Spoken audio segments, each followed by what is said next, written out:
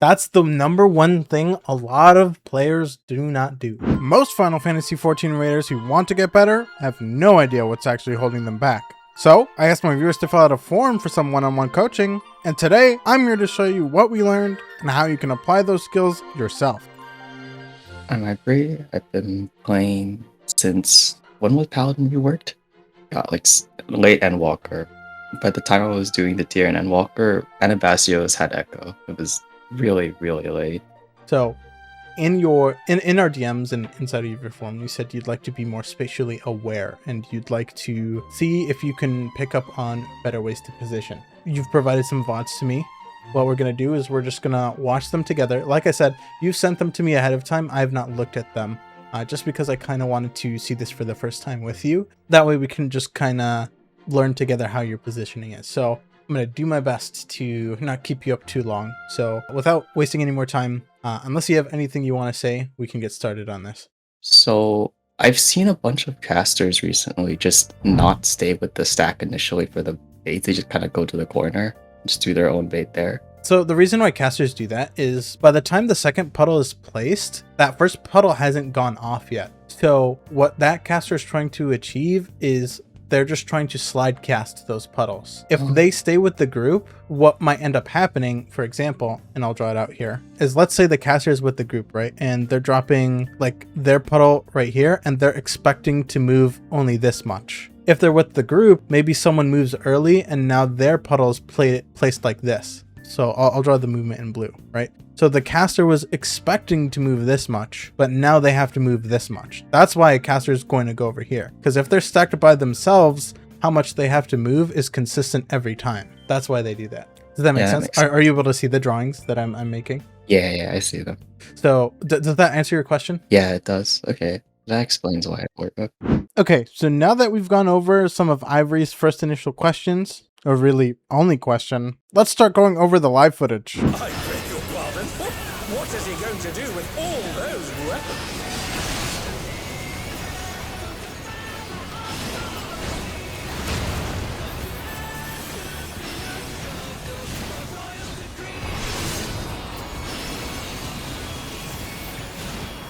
He used everything on me and died for it. I died, but look when you got the point. Yep.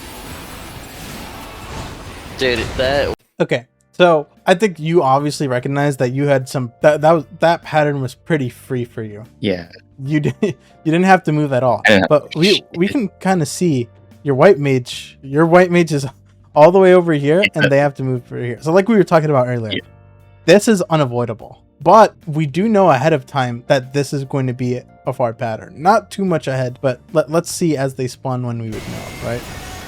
So right here, right about here, now we know. So axe goes off. The white mage at this time can know that, okay, I have a big movement coming up. Maybe I can dash. You don't have a dash, you're a scholar. But I think the only reasonable thing you could do is either save a swift cast, which you have up here for that, which, I mean, it's kind of 50-50, right? Because this is also like a point where people tend to die. People do die here. So I'm not going to tell you, use your swift cast here. I'm going to get angry comments.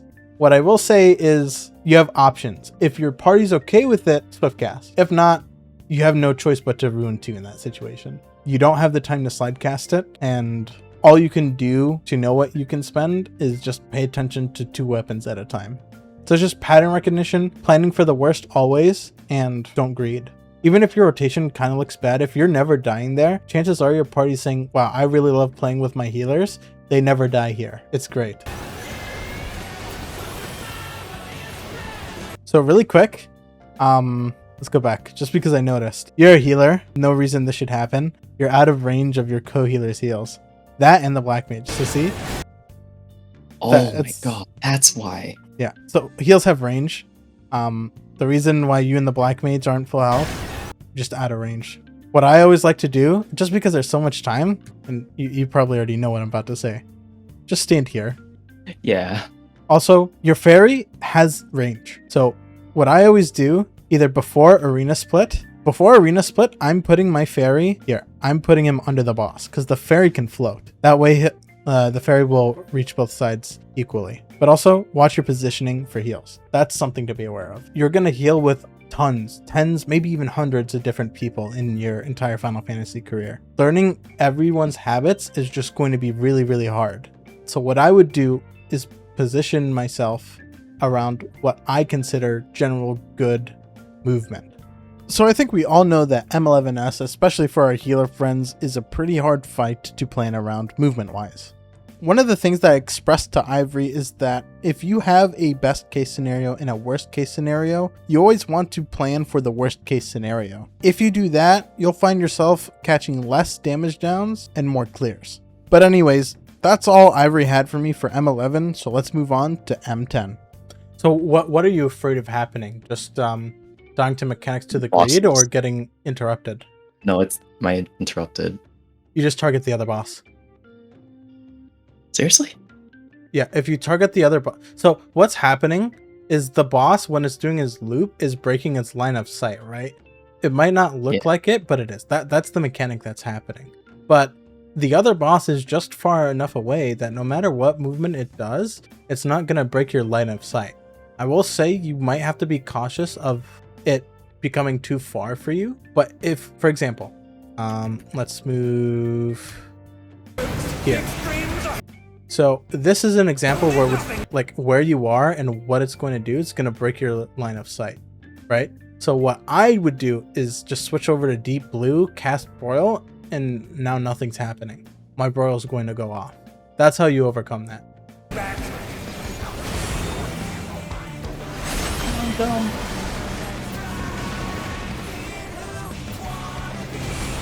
How are you doing, Tom?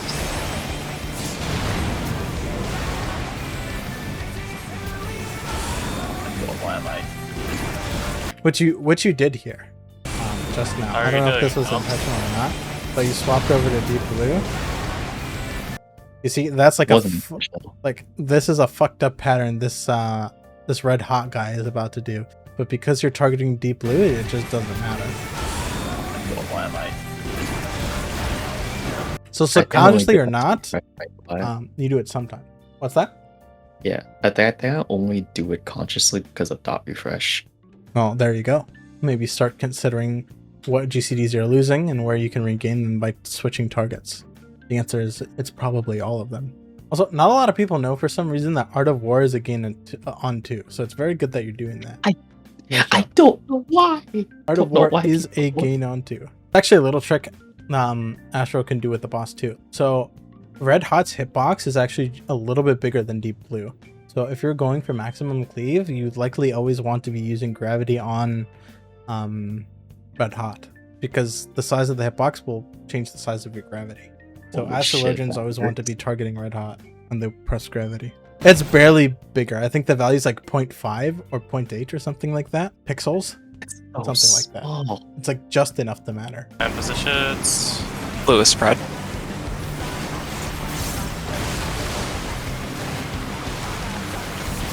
My advice here, just a little bit of a healing thing, is I would be placing that soil, if you place it there regularly, I would always place it on the red side, because that group of players is next in line to take immediate damage.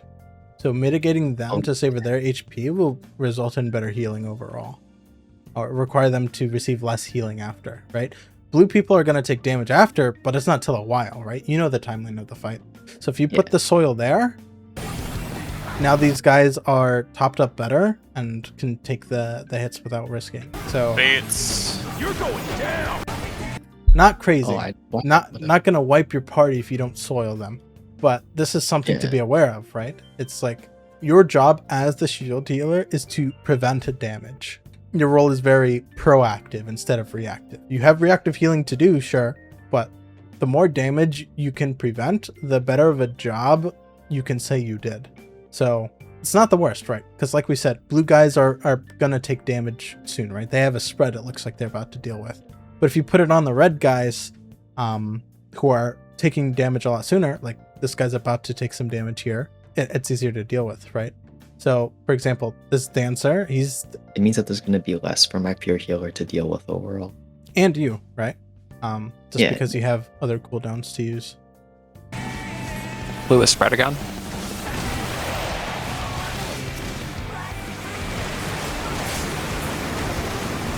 Backpack resist. So why did that guy die? Limited damage? Blue spread again. Yeah, so that guy died to damage. I mean, it could be kind of cope saying that your soil would have made the difference if that soil... this guy might have lived with that soil we just talked about. Yeah. Maybe. I don't think that death's your fault, but it could have been prevented, I think. Let's go straight to it.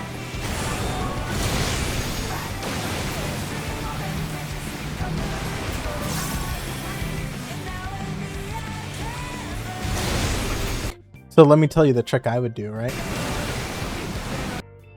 I mean, these guys are already doing it. Whenever you don't have the tether, you're just always going to move to the side and as if you have the tether, right? Have you noticed your... yeah, this is your static at this point, right? So they resolve. I'm not finished with you yet. What would have happened if you were closer? Because the red line isn't that big, right? So you could have been standing like here-ish. Oh, right. Don't go too close. We don't want you dead.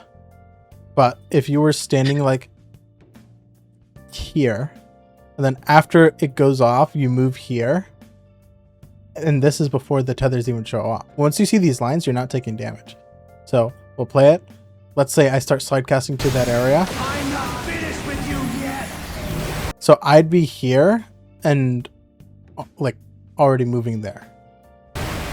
It's just one of those cases where pre-positioning creates less movement for you.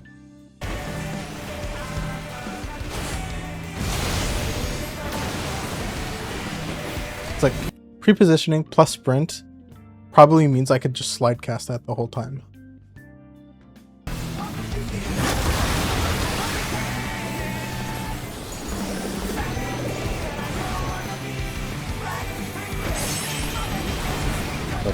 Oh no, I'm not here. Healer sloppy. Oh.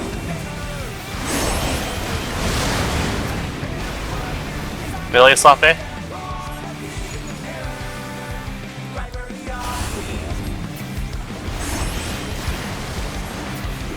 Range sloppy. I'm just playing medical. I don't know how to recover this. What I would do, unironically, is I would just have one healer swap at the end instead of, I'm pretty sure it's ranged that swap last, but this is unlucky. It's tank last. So I would have had a healer swap here and just let the other one die and raise. But you need to click both healers are just dead, right? And tanks, sorry.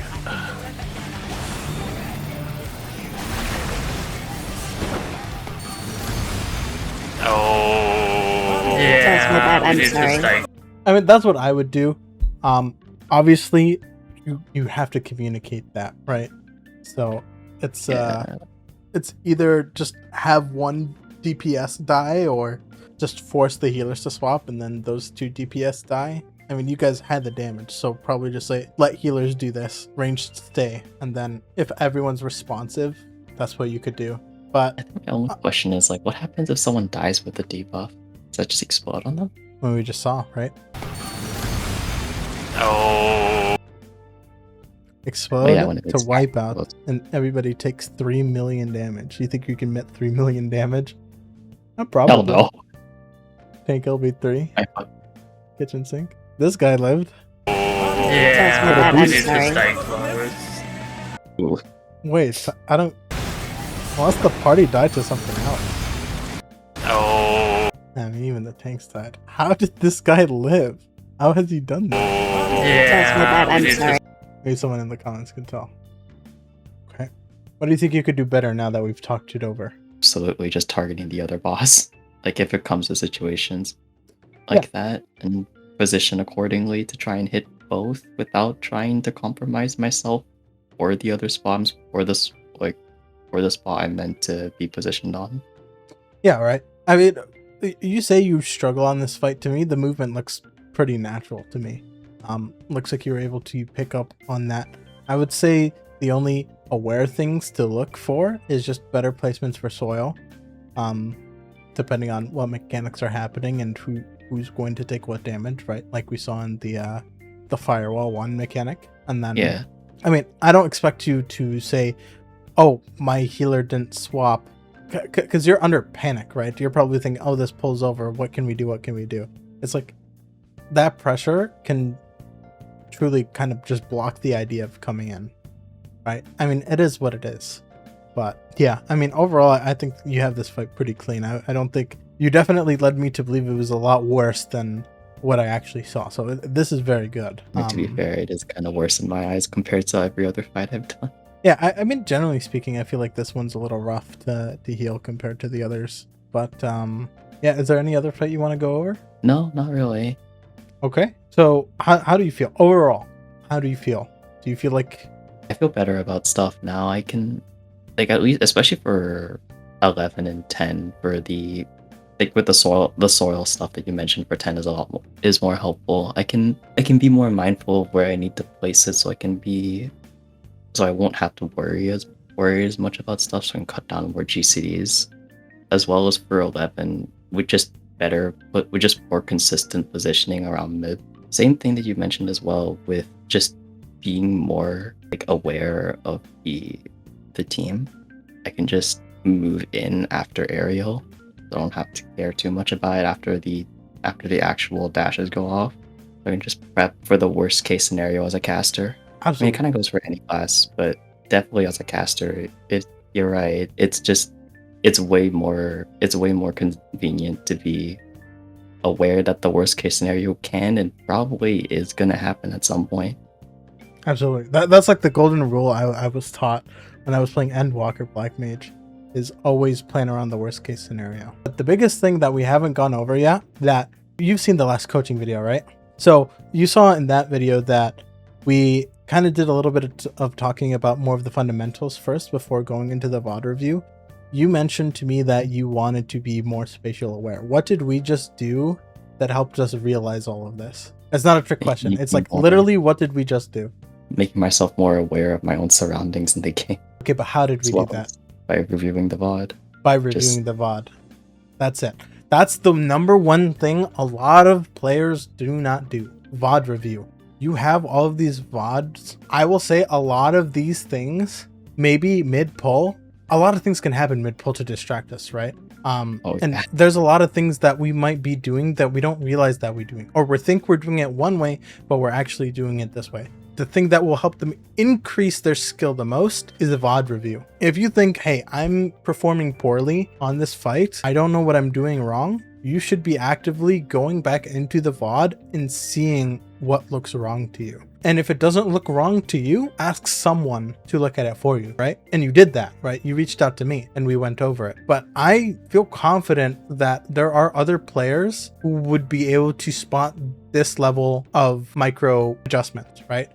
There might even be things I'm missing that other players will be even able to see, right? It kind of turns into a perspective game, right? Whatever is more urgent to some players might be more easily identifiable by those players rather than you, right?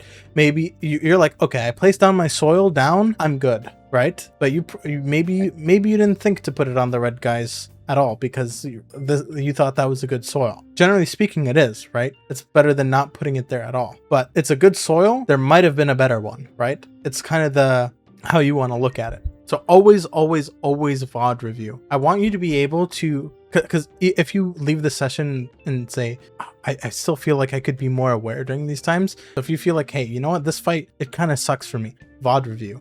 Or my rotation looks a little scuffed. What are the timings for this mechanic going off? VOD review. It's all VOD review. VOD review, and it's not just Final Fantasy 14. You can get better at any game significantly. At least see a 20% increase in skill. maybe even 30, just from VOD review. It's super important. If that's the biggest, that's the biggest message that I want you to learn today. That's why we went straight into the VOD review this time, because if your goal is to be more aware while you're rating a Final Fantasy XIV in general, you need to be, the only way to be fully aware is to go back and watch what you did. There's a 0% chance you're going to be aware of every single thing you did. There's just no shot. So yeah, VOD review is what we did. VOD review is how we found out those things about the soil and the positioning and the side casting, and VOD review is what's going to make you a better player. That's my TED talk.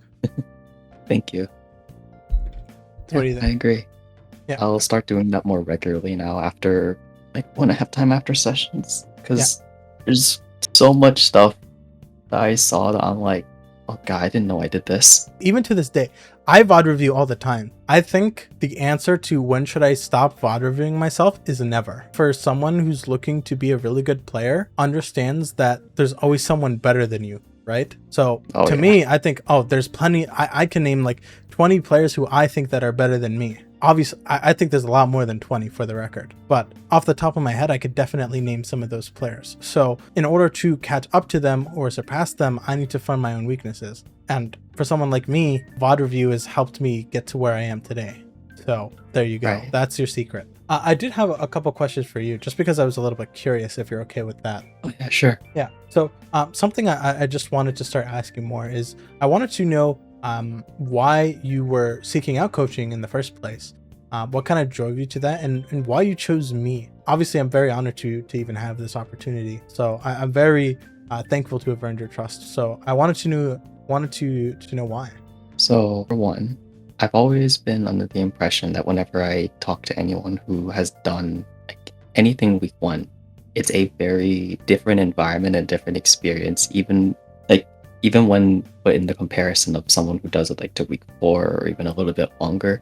We tend to have the benefit of gearing to a certain extent. For week 1, it's very different. The environment in terms of consistency, in terms of like level of play, as well as just doing the content and learning stuff much quicker, is very, very different, as well as just putting in the hours. So I've always wanted to learn and be able to talk to someone who was in that space, to be able to point out and see stuff that generally I wouldn't really be able to notice nearly as well, even if I did the VOD reviews on my own. Because there's a different eye when you're talking to players like you, and even more so for some others, to where they'll see stuff that generally speaking it's like, oh, these little things that you notice. And for me, I'm not going to see them nearly as clear at times, because I don't immediately register it as a fault up until it gets pointed out to be like, oh, that soil can be placed better. I'm like, how did you mention it? Yeah, because I lack a lot of experience in this game. I started out really late into Endwalker and didn't really have that much guidance going in to improve, because a lot of the time I could usually ask for some help to be like, hey, like what's the BIS for this, or how does snake prio work?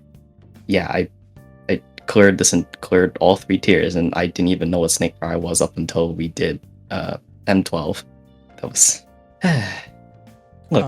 look, learned it eventually, but the TLDR is like, there were things that I just didn't know and wanted to understand from a player perspective who's done high-end content to this level.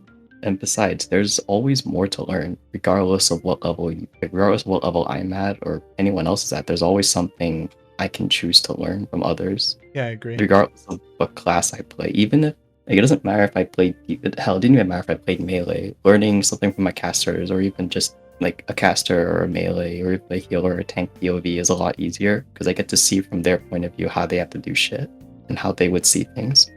How can I work my movement around that? Mainly wanted to reach out because you had a lot of experience on a multitude of classes.